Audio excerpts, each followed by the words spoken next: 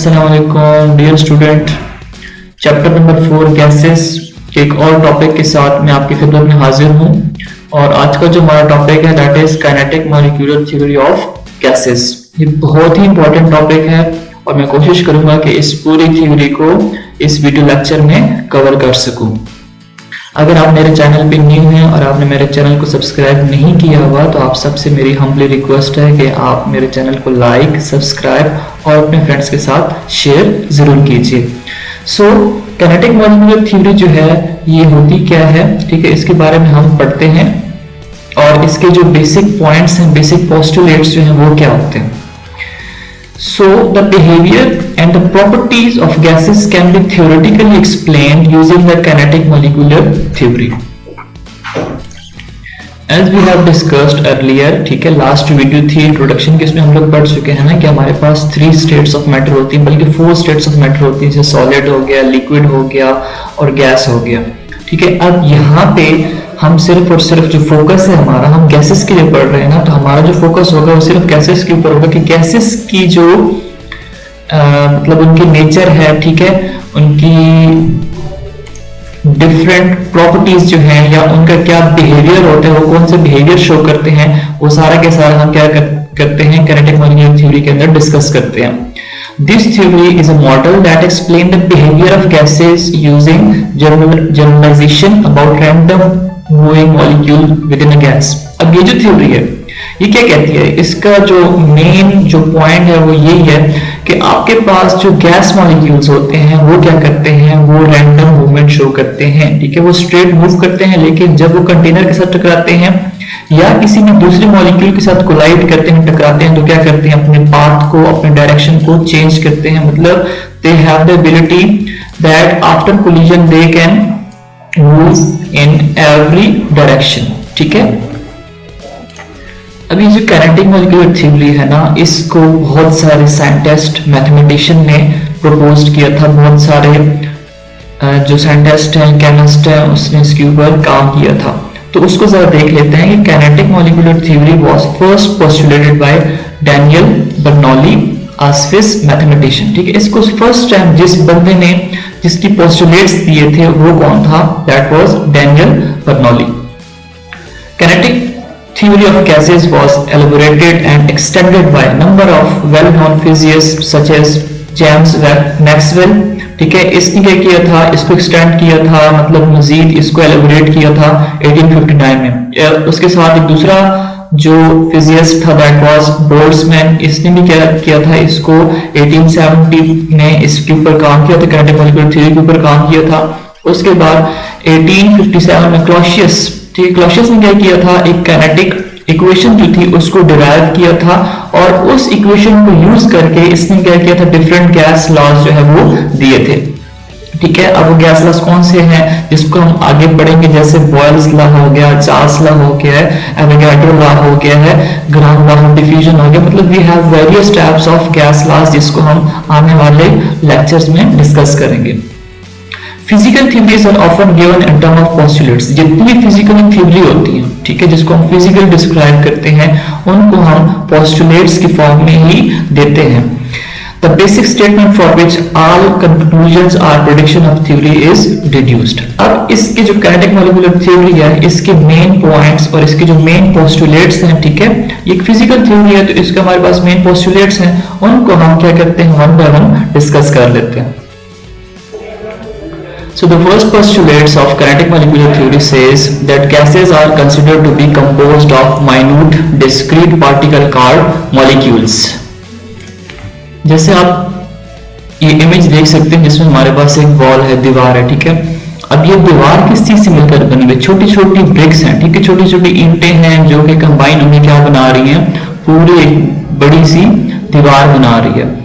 अब यहाँ पे क्या होता है कि जो हमारे पास गैस होती है, ठीक है, अब ये गैस छोटे छोटे पार्टिकल्स से मिलकर बनी होती है और उन छोटे छोटे पार्टिकल्स को हम क्या कहते हैं, these small particles are known as molecules. It means that gases like helium, neon, argon etcetera are said to be monoatomic gases.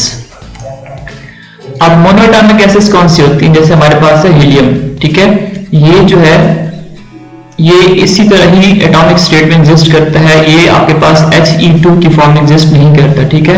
ये अगर He2 की फॉर्म में एग्जिस्ट करता तो हम इसको कहते हैं कि दिस इज डाई एटॉमिक। ये होता क्या है कि ये सिर्फ और सिर्फ He की फॉर्म में एग्जिस्ट करता है, ठीक है। दीज आर नोबल गैसेस, जैसे हमारे पास और भी है नियॉन है, ठीक है। नियॉन कभी भी Ne2 की फॉर्म में एग्जिस्ट नहीं करता, ये मोनोएटॉमिक फॉर्म में एग्जिस्ट करता है। ये इस फॉर्म में एग्जिस्ट नहीं करता, बल्कि ये क्या होता है कि हमारे पास सिर्फ नियॉन की फॉर्म में ही एग्जिस्ट करता है। That is why these gases, noble gases, are known as monoatomic gases. According to the second postulate of kinetic molecular theory, the molecule move randomly in straight line until they collide with one another or with the wall of the container. अब इस postulate का मतलब क्या है? ये कहता है कि आपके पास अगर गैस का कोई मॉलिक्यूल है, जैसे आप इस क्यूब के अंदर, क्यूब आपका कंटेनर एक्ट कर रहा है, ठीक है, एज अ कंटेनर एक्ट कर रहा है। अब ये अगर मूवमेंट कर रहा है ये मॉलिक्यूल, ठीक है, ये स्ट्रेट मूव करेगा। अगर इसके पास में एक दूसरा मॉलिक्यूल पड़ा हुआ है, जैसे इसके साथ कोलाइड करेगा और ये क्या करेगा, अपने डायरेक्शन को चेंज करेगा, ठीक है। अगर ये एक और मॉलिक्यूल के साथ कोलाइड करता है या ये वॉल ऑफ द कंटेनर के साथ टकराता है, कोलिजन करता है, तो क्या करता है, ये अपने डायरेक्शन को चेंज कर लेता है। जब तक ये किसी भी दूसरे एटम के साथ, दूसरे मॉलिक्यूल के साथ या वॉल ऑफ द कंटेनर के साथ कोलाइड ना करे, ये बिल्कुल स्ट्रेट मूवमेंट करता है। और इसकी जो मूवमेंट होती है वो रैंडम मूवमेंट होती है। इसका मतलब है कि हर डायरेक्शन में क्या कर सकते हैं, मूवमेंट शो कर सकते हैं molecule of a gas. Next postulate कहता है कि the collision among the molecules are perfectly elastic, it means the total kinetic energy remains constant. अब यहाँ पे होता है क्या है कि अगर आपके पास दो मॉलिक्यूल है, ठीक है, ये मॉलिक्यूल है, दूसरा आपके पास ये मॉलिक्यूल है। अभी अगर ये एक दूसरे के करीब आते हैं, ठीक है, तो क्या होगा, इनके बीच में कोलिजन होगी और कोलिजन होने के बाद ये एक दूसरे के साथ ऐसे अटैच हो जाएंगे। अटैचमेंट के बाद क्या होगा कि दोबारा से अपनी जगह पे वापस मूवमेंट कर लेंगे, ठीक है, ये इधर ऐसे वापस आ जाएगा। और सिमिलरली जो ब्लू कलर में है इसको हम इधर लिख लेते हैं कि ये अपनी जगह पे वापस चला जाएगा। टकराने के बाद क्या होते हैं कि ये अपने डायरेक्शन की तरफ वापस मूव कर लेते हैं। और ये जो कोलिजन होती है, this collision is known as elastic collision, जहां पे लॉस ऑफ एनर्जी नहीं होती है, एनर्जी जो होती है वो कंजर्व रहती है। Keep in mind that we have two types of collision. One is known as elastic collision and the second one is inelastic collision. यहाँ पे आप देख सकते हो कि ये गैस के मॉलिक्यूल्स है, ठीक है, यहाँ पे कोई वॉल है जिसके साथ ये क्या हो रहे हैं, ऐसे टकरा रहे हैं। टकराने के बाद ये क्या करते हैं, फिर से अपनी जगह पे एग्जैक्ट अपनी पोजीशन पे वापस चले जाते हैं। इसका मतलब है कि इनकी एनर्जी जो है वो सेम है, इनकी एनर्जी चेंज नहीं हो रही है। लेकिन अगर आप इनइलास्टिक कोलिजन की बात करते हैं तो इसमें क्या होता है, देखें ये मॉलिक्यूल है, ये नीचे आया, ये यहाँ पे कंटेनर के साथ टकराया, टकराने के बाद ये ऊपर तो गया, लेकिन इसकी जो लेंथ है वो क्या हो गई है, शॉर्ट हो गई है, ठीक है। मजीद टकराने के बाद क्या होता है कि ये इसकी लेंथ और कम हो जाती है, फिर मजीद टकराने के बाद लेंथ इसकी क्या हो रही है, डिक्रीज होती जा रही है। ये इसकी ओरिजिनल लेंथ थी, ठीक है। अब क्या हो रहा है कि इसकी जो फाइनल लेंथ है, इसको आप ये कह सकते हो कि ये जो है देखेंगे आपके पास क्या हो रही है, डिक्रीज हो रही है। तो this type of collision is known as inelastic collision, जहां पे क्या होती है, एनर्जी की लॉस होती है। So the next point is the molecules of a gas are thought to be of same mass and size but are different from gas to gas. अच्छा, इसका मतलब क्या है कि ये कहता है कि अगर आपके पास सेम टाइप ऑफ गैस है तो उसके मॉलिक्यूल्स भी क्या होंगे, वो भी सेम होंगे, उनका मास भी सेम होगा, उनका साइज भी सेम होगा। लेकिन अगर आपके पास डिफरेंट गैसेस हैं तो उनका मास, उनका साइज भी क्या होगा, डिफरेंट होगा। जैसे मैं आपको बता देता हूँ, जैसे हीलियम है, आप यहाँ पे इमेज में देख सकते हो कि आपको हीलियम नजर आ रहा है, ठीक है। अब हीलियम का जो मास होता है दैट इज 4 ग्राम पर मोल, ठीक है। अब ये 24 जो है, ये इसका वॉल्यूम है, कितना वॉल्यूम ऑक्यूपाई कर सकता है, 24.414 डेसीमीटर क्यूब, ये नॉर्मल एसटीपी पे जो वॉल्यूम होता है ना। तो अगर आपके पास 1 मोल कार्बन डाइऑक्साइड है तो उसका जो मास होता है दैट इज 44 ग्राम पर मोल। अब इसका 44 कैसे आता है, जैसे कार्बन का जो एटॉमिक मास होता है ना दैट इज 12 और ऑक्सीजन का जो एटॉमिक मास होता है दैट इज 16। तो अब आपके पास ऑक्सीजन कितने टाइम्स है, 2 टाइम्स है, इसका मतलब 2 एटम्स हैं, सो 16 मल्टीप्लाई बाय आपने 2 कर देना है, ठीक है। यहां से आपके पास 32 आ जाएगा और जो कार्बन का एटॉमिक मास है दैट इज 12, तो 32 प्लस 12 ये कितना हो जाएगा, दैट वुड बी 44 ग्राम पर मोल। अब आप देख सकते हैं कि एक साइड आपके पास हीलियम है, ठीक है, हीलियम का एटॉमिक मास कितना है दैट इज 4 ग्राम पर मोल, और कार्बन डाइऑक्साइड दूसरी साइड पे इसका मास कितना है 44 ग्राम पर मोल। अब ये आपको बता रहा है कि अगर आपके पास सेम गैस है तो उसके जो मॉलिक्यूल्स होंगे उनका मास भी सेम होगा और उनका साइज भी सेम होगा, लेकिन अगर आपके पास डिफरेंट गैसेस हैं तो उनका मास भी डिफरेंट होगा और उनका जो साइज होगा वो भी डिफरेंट होगा। Postulate number 5 says that pressure is produced due to the collision of gas molecules। ठीक है, जैसे ही गैस मॉलिक्यूल्स एक दूसरे के करीब आते हैं, टकराते हैं, तो टकराने के बाद क्या होगा कि प्रेशर प्रोड्यूस होता है। So the postulate number 6 says that average kinetic energy of gas molecule is directly proportional to the absolute temperature।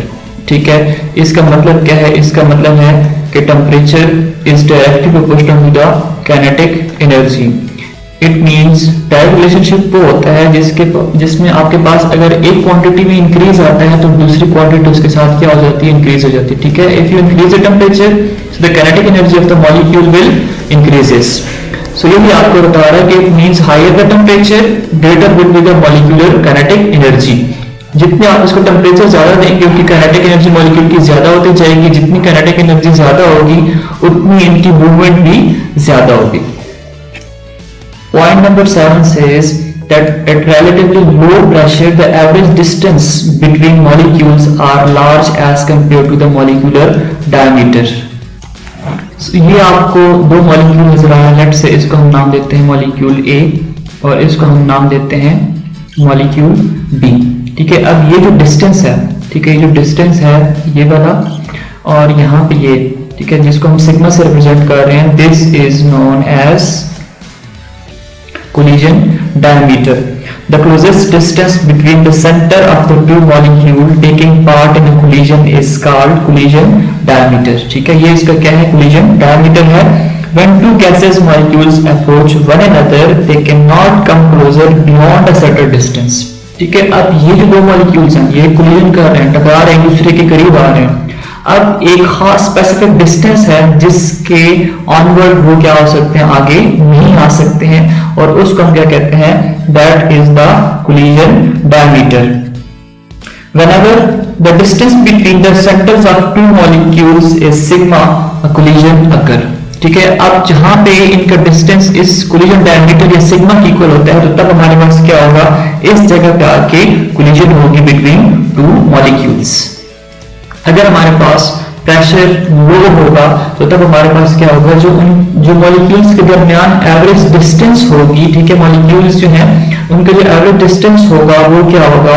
Molecular diameter की बनिस्बत कम होगा।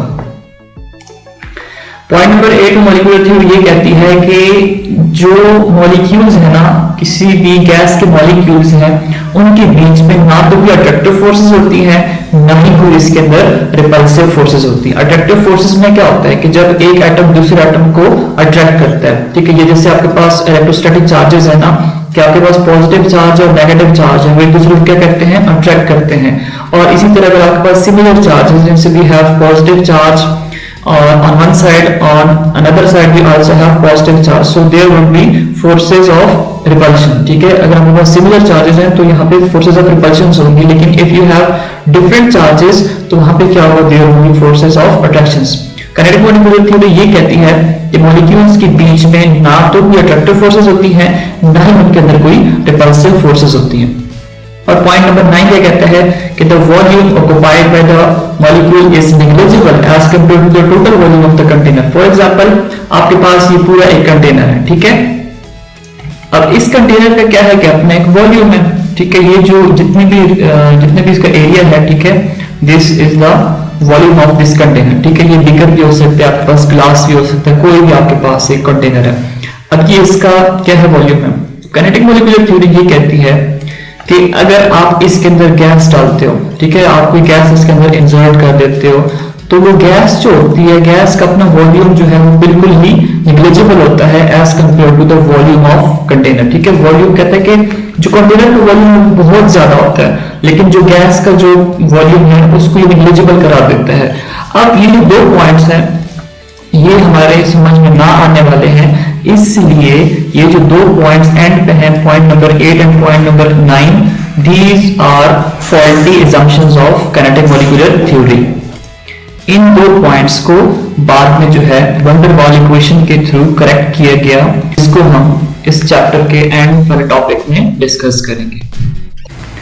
इसके आगे आपकी बुक में लिखता है कि RJ Clausius deduced an equation for the pressure of an ideal gas from the postulates of kinetic theory. ठीक है, आरजे क्लॉसियस जो है इसने क्या किया था, एक इक्वेशन डिराइव की थी, जितने भी पोस्टुलेट्स हम लोगों ने पढ़े ना काइनेटिक मॉलिक्यूलर थ्योरी के, इनको यूज करके इसने एक इक्वेशन डिराइव की थी, और उस इक्वेशन को हम कहते हैं क्या है, that equation is known as kinetic equation, जो कि हमारे पास होता है PV is equal to 1/3 mc² बार।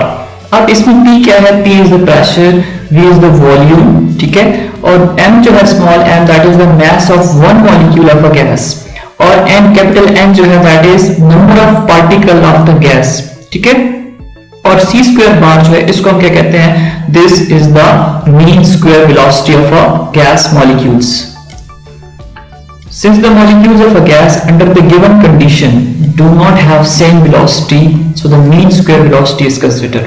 ठीक है, अगर जब हम गैस मॉलिक्यूल्स के बारे में स्टडी करते हैं तो यहाँ पे होता है क्या है कि जो हमें कंडीशंस गिवन है, उन कंडीशन हमारे पास इनकी वेलोसिटी सेम नहीं रहती, इनकी वेलोसिटी चेंज होती जाती है, तो हम क्या कर लेते हैं कि हम उसका क्या ले लेते हैं, मीन ले लेते हैं। ठीक है, that mean is known as mean square velocity. If n1 molecule है वेलोसिटी c1, ठीक है, अगर आपके पास एक मॉलिक्यूल है किसी भी गैस का जिसको आप कहते हो n1, सो उसकी कोई ना कोई वेलोसिटी होगी जिसकी वजह से मूवमेंट शो कर रहा होगा, इसको आप एज्यूम करें कि वो क्या है, c1 है। इसी तरह अगर आपके पास एक दूसरा मॉलिक्यूल है जिसको आप ले लेते हो n2, सो उसकी जो वेलोसिटी होगी दैट वुड बी c2। इसी तरह अगर आपके पास एक और मॉलिक्यूल है जो कि आपके पास n3 है, उसकी वेलोसिटी जो होगी वो क्या होगी, वो आपके पास होगी c3।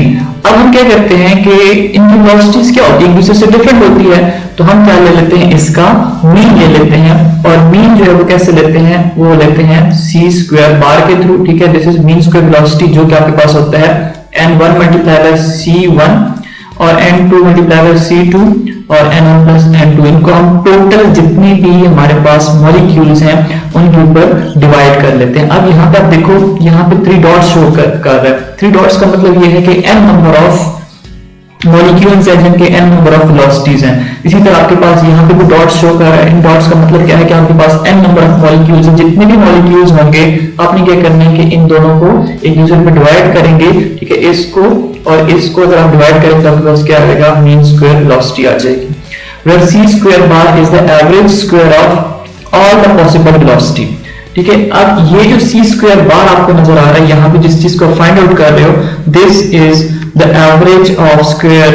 ठीक है, जितनी भी वेलोसिटीज हैं उनका आपने क्या ले लेना है, स्क्वायर लेना है। अब यहाँ पे ये जो n1 है, ठीक है, ये इसको हम एक और कलर से रिप्रेजेंट कर लेते हैं n1। ये n1 क्या है, this is the molecule n1। ठीक है, अब इसकी जो वेलोसिटी है ये क्या होती है, c1²। इसी तरह अगर आपके पास मॉलिक्यूल n2 है तो इसकी जो वेलोसिटी है दैट इज c2²। अब अगर आपके पास n3 है, इसमें आपको यहाँ बता दिया ना, ये अगर 3 है तो इसकी जो वेलोसिटी होगी वो क्या होगी, c3। और यहाँ पे आपने क्या कर देना है, इनको सारे के ऊपर स्क्वायर लगाना, क्योंकि ये सिर्फ हम वेलोसिटी को रिप्रेजेंट कर रहे हैं। अभी अगर हमें इनका एवरेज फाइंड आउट करना है तो एवरेज के लिए हम क्या कर लेते हैं, इन सबको ऐड करके टोटल नंबर ऑफ मॉलिक्यूल्स के ऊपर डिवाइड कर लेंगे तो आपके पास c² बार आ जाएगा। c² bar is the average of squares of all the possible velocity. The square root of c² bar is called root mean square velocity.